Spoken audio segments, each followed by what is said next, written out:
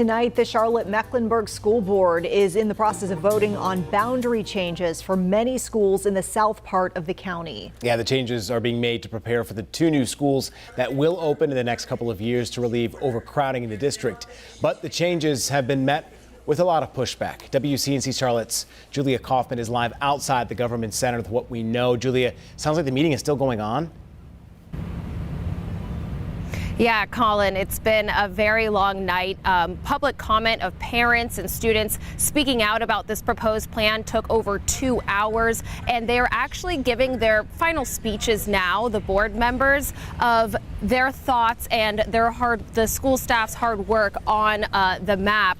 But it's looking like they're going to vote to pass the 3rd and final draft of the school boundaries and feeder changes as is. So that's the latest version that the superintendent put out a couple weeks ago. It's gotten a lot of pushback from families, but it looks like the board is about to vote to pass it. They're still giving their final speeches at the moment, but there were a couple amendments that were proposed earlier in the evening, and they were all shot down. So I would say it's safe to say they're going to pass the 3rd and final draft. But earlier tonight, so many students and their parents came out trying to plead with them to make changes. Most of them that spoke tonight wanted to keep certain middle schools with Myers Park and Polo Ridge Elementary with Ardrey Kell High School, but it's looking like that is not going to happen. Overall, families were upset that their neighborhoods are going to be divided, and some schools are going to be forced to take on the new middle and high schools. Let's take a listen.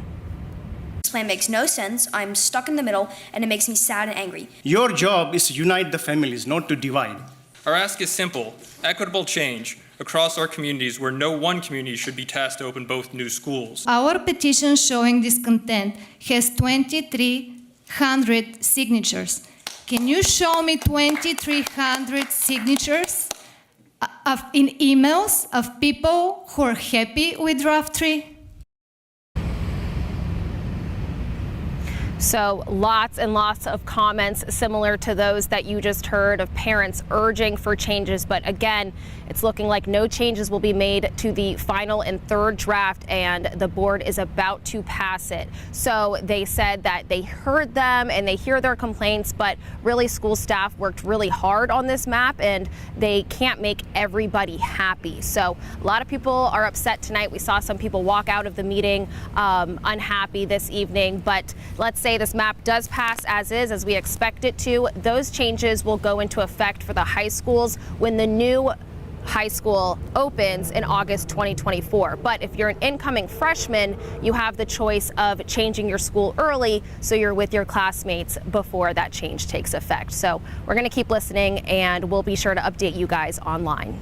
Okay. Yeah, and we'll remind folks at home we've been covering all of the plans, the revisions at length, so folks can check out the latest plans on our website. And of course, Julia, we appreciate these updates, and please keep us posted on what transpires going forward throughout the evening.